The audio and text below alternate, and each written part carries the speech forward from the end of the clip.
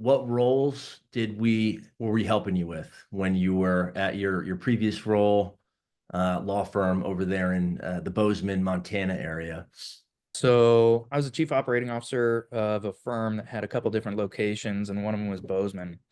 You guys helped us fill a tax attorney position in our Bozeman location, specifically an LLM in taxation, which is a specialty degree in law. And the reason for that is our CEO, Joel Silverman, he was a tax attorney, an LLM tax attorney, and he was the only one we had. And so he was bouncing between both locations frequently, trying to help people in both locations. And so part of it is probably, I think, his long-term, I don't know if succession is the right word, but kind of getting the operation to move on without him.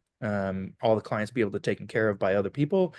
And then obviously, I think to better facilitate our clients in these locations by having multiple LLM qualified personnel. Yeah. Yeah. And I remember, and this was a while ago, I think it was about maybe a year ago where we helped you out. But my understanding is that business was pretty good. You were able to obtain business, and the attorneys that you had weren't necessarily out there getting business, but it was more just kind of servicing your existing client base or helping the owner. And we had our first discussion, and you were open to somebody without an LLM, but you preferred it pretty strongly to take over. So what was the thought there? Why open to somebody who doesn't have an LLM? It because of the challenges in getting a candidate with that extra qualification, or why the openness to work with us for somebody who didn't have that? Yeah, I think we just kind of had a philosophy that the LLM taxation, right? You can be a tax attorney without an LLM, right? And so I think we were really committed to just finding somebody to fill that role. Preference would have been an LLM. Just for the additional education. So people can practice taxes, just not to the degree, I suppose, or to the education that somebody with an LLM might have. And so the other thing too is we're always looking for great people, right? That's kind of our philosophy is we're always looking for the right people. Um, if we're not ready and the right person comes along, we might even consider making ourselves ready, because we've realized that the fundamental success of our business is having the right people. That's really what we're just open to is finding the right people. And what have you tried? Obviously, when you decide to partner with a recruiting firm like mine, there's a fee associated with it. Right. Typically, it depends on, for the most part, the skill set of the people you have on staff and bandwidth in terms of being willing to pay that fee. So what have you tried before? Why did you end up partnering with a recruiting firm like mine? What kind of challenges did you have? Yeah, so we've tried a number of different things. LinkedIn, we tried Indeed, ZipRecruiter, and what we found a lot of times was we'd get a lot of applicants from, say, Indeed didn't, and I think because it's of the professional industry. I don't think that there's a lot of attorneys looking for jobs on Indeed. I think that they're a little more professional platforms typically. So we tried ZipRecruiter and they put different geographical locations, and we just got a lot of people that applied because there was an opportunity to apply, or they weren't qualified even a lot of times to practice law in Montana, but we were getting all these applicants that in our opinion just weren't qualified, and that was a fee for service that we were paying for with ZipRecruiter. And so we stopped that. We tried LinkedIn for a while, had a little bit better luck with LinkedIn, but still it seemed to be cumbersome on us to try and manage the amount of traffic that we had, and sifting through, I think, a lot of qualified or unqualified people. And again, Yellowstone came out recently. A lot of people, have this highlight of Montana and stuff like that, but we're looking for somebody who has roots or some desire or knowledge of experience living in what is attracting somebody or bringing somebody to this location, other than I saw Yellowstone and Montana looks really nice. So yeah, it was just a lot of filtering and sifting through, and we had problems finding candidates that we felt were right for us. Your location's tough. We've got some clients in Wyoming. There always has to be a good reason why somebody, if they were willing to relocate, why would they do it? Right. So is there anything that surprised you about our placement, I mean, it was a little bit unique in our end because we went into this knowing the challenges, knowing the rural location. Bozeman's a little bit more populated, but not as much as like some other areas. So that conversation with our candidate that we sent over from Florida, do you recall why did he want to come back to Montana? What reason was there, and why did you feel comfortable, I guess, relocating somebody like that? And I know that you look for some intangibles in the candidates that you hire, so I'm curious to hear that. Yeah, if I recall, Cody grew up in Wyoming, so he didn't live far. He spent a lot of time in Montana. It was closer to his family. He was in LLM tech school. That's what brought him to Florida. He's not from Florida. He's from the Midwest here. So he was familiar with it. He was familiar with the cold, right? The environment, the kind of the goods and the bads, the pros and the cons. So it's not going to be a big surprise to him if he came. The other thing that I know is his girlfriend at the time. I think they're still together, but I'm not sure if they've taken that to the next level. But at the time, it was a serious girlfriend that he had, and she was from Montana. And so she had roots here. I think they both had this desire to come back this way. And to him, to them, it made sense. And for us, it seemed quantifiable enough for us to say, okay, this is someone to consider. If they come, they're not going to instantly say, hey, it's too cold, we're leaving. You know what I mean? Roots, family, friends, they've got all that here. So we're okay with that. For sure. I think for us, the way that we approach every requisition, the motion's similar in terms of what we do. We're very systematized in when we start actioning our framework. But for this one, we had to get a little bit creative. Early on in the campaign, we realized if we were going to get quality, we're going to have to expand the search a little bit more. So there's a lot that goes into that, whether it's not just the posting on job boards, to your point, Indeed is not really cutting it for this type of role. So a compilation of every good fit candidate within a 25-mile radius and 75-mile radius and out and out and out, to the point where we're really kind of filtering for, do they have an LLM? Are they barred in Montana? And then the next level of that funnel is getting to know the candidate. Why would they want to move to Montana? They better have a good reason. They better love hunting. They better have family ties there, have a girlfriend there, what have you. Because there's no way we're going to send over a candidate to you to interview. And if they don't have a valid reason for it, then we're wasting your time. So glad it worked out with him. I spoke to the COO the other day, actually. I had a great conversation with him. Do you know him? Like, have you spoken? Mark's wonderful. Yeah. I don't know if consult. Yeah, I suppose I go over there and I consult a little bit and help with the transition, and I'm still available to them, very close to all them at the law firm. And so him and I are pretty close, and met him, his wife. We've eaten some meals together. He's a really great guy. He's gonna do really well there. I said Cody's still doing really well. This is a good transition into the next part of the interview here, just kind of getting to know you and your experience. He and I spoke a lot about Richard James. We talked entrepreneurship. We talked about marketing funnels, sales funnels, how that all relates to what you guys were doing at Silverman as far as generating the clientele and then allowing attorneys to do what they do best. And that's attorney work, right? But before we get to that, you started in the Army recruiting. And then you dabbled in a couple different things at the C level, chief operating officer, administration. You were in healthcare, got into legal, and now you're back into owning your own hospice facility. So, just general overview. How'd you end up where you are, and why the transition or how the transition from legal into hospice? Yeah. So the reason I left, so I was in the military for 10 years, special operations. I was an airborne ranger, deployed 4 times, had a great career, loved my job. I was a ranger instructor when I got out at 10 years. So it's like the halfway point, right? Another 10 and I could have retired, but I've always just had entrepreneurial aspirations, right? It's something that I've met a few entrepreneurs, grew up, I saw the guy driving the nice car or whatever, and I'm like, hey man, what do you do? And it's, I own a business or something to that effect, right? And I didn't have the education or background in education, right, to get employed and make that kind of money.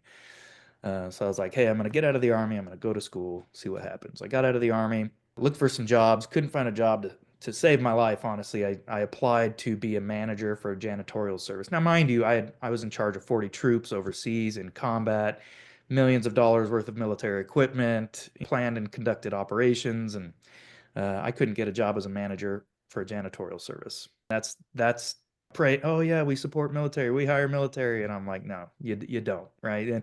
And part of that's on me, right? Hindsight 2020. I probably didn't have the ability to articulate how my leadership skills and some of my skills translated over to the civilian side. So that's how I got into law enforcement because I couldn't find anything that really I felt like I was going to be able to do that either A, I enjoyed or B, wanted to do, and or C, would be accepted doing. So I got into law enforcement for a few years. While I was there, I finished my degree in business, um, made some connections through networking, and a buddy of mine was looking for an operations manager. So um, again, my pursuit to kind of this private sector, and so I left law enforcement, went and worked for him, ran operations for a little bit, saw an opportunity to be, for a CEO and training position Mm. in healthcare, and that's how I transitioned into healthcare. Is I took that job. So did that for a few years, all through COVID. Burnt out just like everybody else. Being an administrator of skilled nursing facilities, a challenge like nothing else. Um, and that's when I was kind of saying, hey, maybe this life isn't for me. Maybe I'm not cut out for this nursing home administration. But so I started looking around, and that's how I got into law. Met Joel. We talked about it, how I could help him scale his company and systematize his company. And so he hired me on as the chief operating officer. Now, during this transition from nursing home administrator to law, I had shared with him, I'm like, hey, I think there's a need in this community for a better hospice company, and I'd love to pursue that. And he was okay with it so long as it didn't disrupt my ability to be a chief operating officer for him. So I was like, that's fine because I want to be an entrepreneur. I don't want to work in the business. I want to work on the business kind of thing. And I can do that after hours, weekends, mornings. And I did. I did for 2 years while I was at Silverman Law. So I hired an executive director to run the day-to-day operations, somebody I could just email and say, hey, take care of X, Y, and Z today, and a director of clinical services. And so I started the hospice company. Technically, we started admitting patients while I was the chief operating officer for Silverman.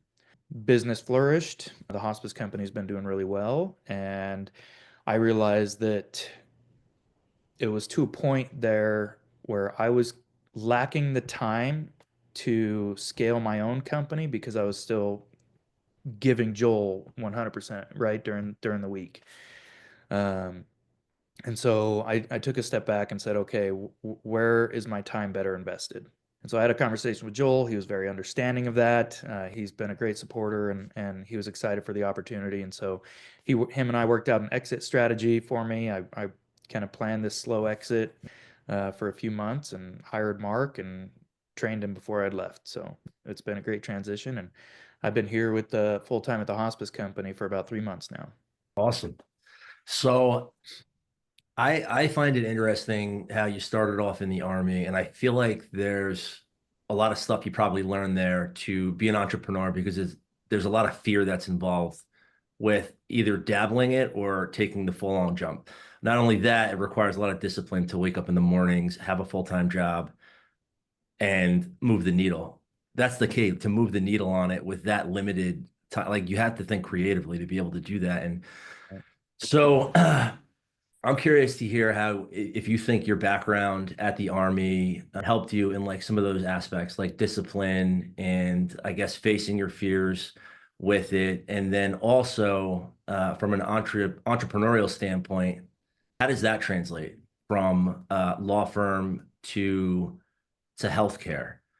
Two totally different things, but you guys operated like a business at Silverman and you're operating a business where you are. So I'm just kind of curious about how that all ties in. So from the military, yeah, I think that the military is extremely underrated on the civilian side. I think the military doesn't do a good job of teaching soldiers how their training and experience actually translates to the civilian side. And I can see why, right? Because they want everybody to be completely committed and right to the military and to the mission. So I understand that. So, but the problem is when they go to leave, we don't know how to translate our leadership skills, our task management, our organizational skills, our ability to prioritize things, our ability to, create and follow standard operating procedures. Our accountability in the military is above reproach, in my opinion. At least in the special operations community, there was, accountability all over the place. And I think that that's a big factor of their success was trust and accountability. So I think a lot of that actually does translate to my experience and the success that I've had. I think everything I've done, I've been completely committed to. I work really hard. You know what I mean? I put the mission first. I do everything I can. I learn everything I can. I take initiative to try and learn more or do more or make things better. And I think that that comes from my environment in the military. And I maintain that accountability, both self accountability and accountability of others. And I think that that's something that directly translates to good leadership and management.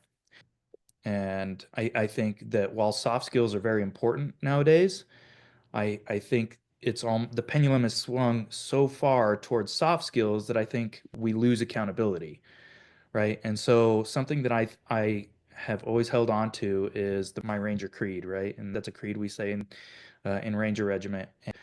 Um, and I think I still live that today. And I think that credo and those core values of integrity and personal courage and all this kind of stuff is carried on with me and helped me find success in the civilian side.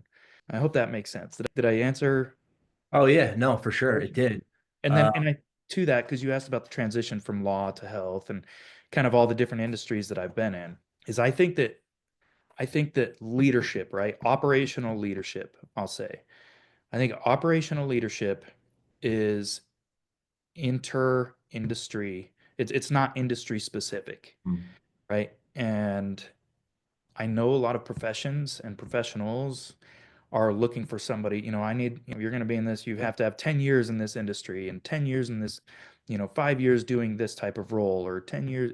And honestly, I think that that mitigates innovation, right? I think that that reduces innovation. I think by bringing in somebody that possesses the characteristics and leadership traits that you want in a good leader and some leadership experience, and you bring somebody from outside of the industry, I think you're going to get a lot more innovation and insight from somebody like that, as opposed to, there might be a little bit more learning for that person, but I think that it increases the opportunities for creativity. so my perspective of like of somebody with a background like yours in law enforcement, to your point before, you follow orders, it's chain of command. There's not a lot of free thinking, creative thinking at all. Did you find yourself having to flex that muscle or find ways to flex that creative muscle or the innovative muscle that entrepreneurs have to have, whether it comes down to strategic hiring, because there's some strategic moves you got to make at the level that you were at. Did you find that as a learning curve for you that you had to be cognizant of like, I can no longer be somebody that just follows orders. I'm the decision maker now. I have to make moves as an entrepreneur to hire strategically. So I'm kind of curious to see if that was a challenge for you, if it came naturally, or if maybe that was just me reading into your military background. So I've always been a free thinker. And I think in my young army career, it may have gotten me a little trouble. I was like, I want to know why. Just tell me why we're doing this. Tell me why we're doing this. So I've always kind of been just interested, I think, and intrigued about learning more. But to correct you, and I think that this is probably a big fallacy, and I appreciate you kind of bringing it up, is you're not free thinkers. You were told what to do. You didn't make decisions, and I don't think that that's necessarily true. And to my point is, yes, there's standard operating procedures. There's procedures for almost everything in the military. And I think that that's why it is so efficient. What it doesn't encourage, soldiers to not be creative or not be free thinking, right? They still encourage that, but they reference the procedures. An example of this is when we were out conducting missions in Afghanistan, there were problems with our equipment. We solved those, right? At the ground level, we solved those. We were manipulating the equipment. We were stitching equipment together in a manner that made sense. We were folding things and ammo in a certain way that was typically unconventional, right? Mm. So that it could make sense and make us more operationally efficient. Then we just changed that procedure to say, hey, here's how you do this now. These are best practices and lessons learned. Every mission we went on and came back from, we did an after action review, right? What was supposed to happen, what actually happened, and what can we do to improve?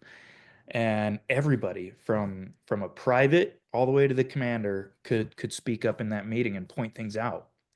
And so the intent was behind that is, hey, we want to see what everybody's saying and we want to hear what everybody's thinking so that we can collectively be better. It wasn't a shut up and do what you're told. I know that a lot basic training, right? Shut up and do what you're told, right? Because you don't know anything. But the operational army is actually pretty creative in how a lot of people um, achieve success. Yeah.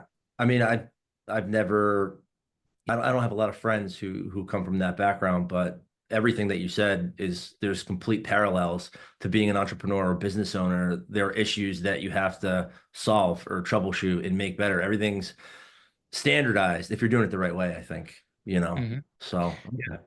And I think to that, right, is that's what we want, right? We want, and I think good employers understand that that's what people want. That's what soldiers want. That's what employees want, right?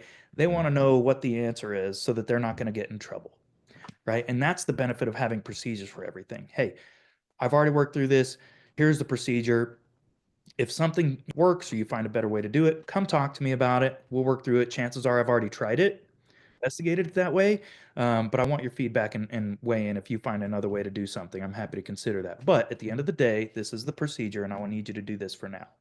And I think that guidance and guidelines is a lot more sustainable for employees having the answers in a book that they can reference. all right. So to translate a little bit into hiring and how you approach it, Silverman is keeping with the idea that you hire the right people for some intangible skills. You're open to a little bit more entry level, you can teach them. So I'm curious to hear, what your thought was there and what your thought is where you are now. Two different requirements, qualifications, jobs, completely. Do you still kind of take on that mentality of open to train or you look for certain intangibles and like what are they? So what I've learned in my years of leadership and hiring people and coaching and mentoring and even firing people, or having people quit on me, right? All of these personnel transactions I've experienced over the years has led me to one thing is I can teach tasks, I can't teach characteristics, right?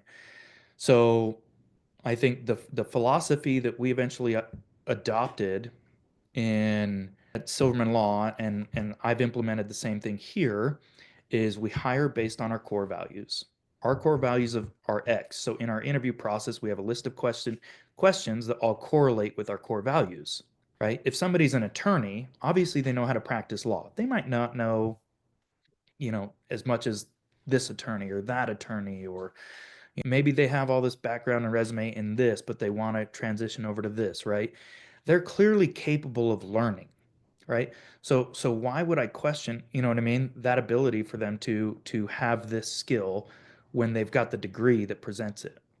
What I'd rather know is, are they customer centric? Are they, or I'll use the hospice company's core values, for example. Are they compassionate? Are they accountable? Are they respectful? And do they provide excellent services? Right. And so our series of questions simply go to answer that. If they're a nurse, I don't need to ask them, do you know how to give an IV? Right? Do you know how to treat a wound? If they don't, they'll tell me, great, we'll teach them, right? They've got some background in it, they've got some knowledge in it, they went to school for it, right? Maybe they just don't have as much experience as we might need in that, but that's fine. I can teach them, but I can't teach somebody how to be compassionate.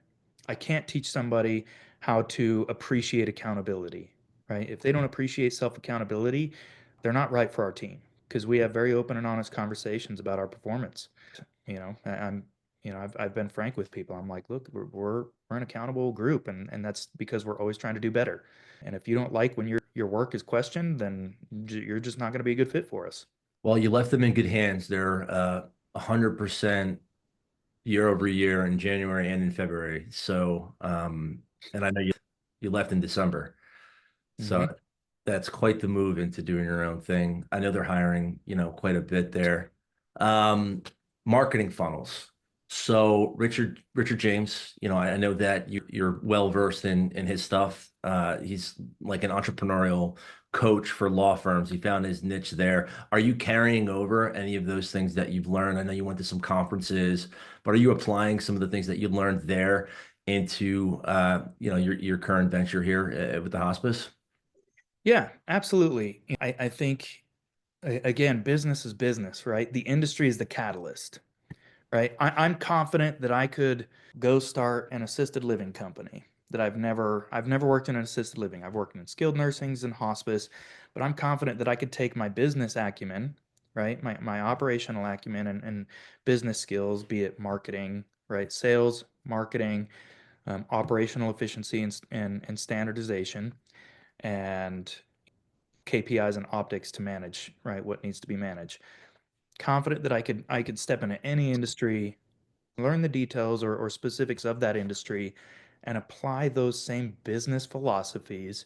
They're very inter-industry. Now there might be some tweaking depending on the niche, and that doesn't really apply here. And we've got supplies, so there's cost of goods sold, which service industry doesn't have, right? And their inventory is their time versus an actual product inventory. Mhm. So I think there's some nuances, but I think at the end of the day, identifying a root cause to a problem solving. You talked about entrepreneurship and resiliency and just finding answers, finding solutions. That process is the same and it's cyclical, right? We're constantly going through this problem solving skill and constantly trying to find solutions. And I think that having a background in business, um, some might not like somebody like me because they might feel like I'm too generalized, but I think that adds a lot of clout, I suppose, that I've changed industries numerous times and I've grown all of those businesses and my own as well. So again, I think I've taken some of Richard James' philosophies, I've been able to apply them here. And yeah, I think a lot of these skills are inner industry and are not industry specific. It's crazy. You have some of these serial entrepreneurs starting different businesses, scaling it up, moving on to the next one. Richard James has a past of like different industries that are all applicable to the law industry. And he found that niche there. And it's interesting. A lot of my clients are small law firm owners and can't quite figure out how to scale it in the right way. And it's really hard to do. But yeah, I think having a diverse background is helpful for anything. Business is business at the end of the day. All right, I know we're at time here, so last question. Where's your business at now? What are the goals moving forward? How does that tie into your personal life? I know you got a family. So right now we just opened up an office in our second location here in Butte, Montana. Our first location's in Helena, Montana. We're doing well. We're cash flow positive. We're sitting about 30 something patients here.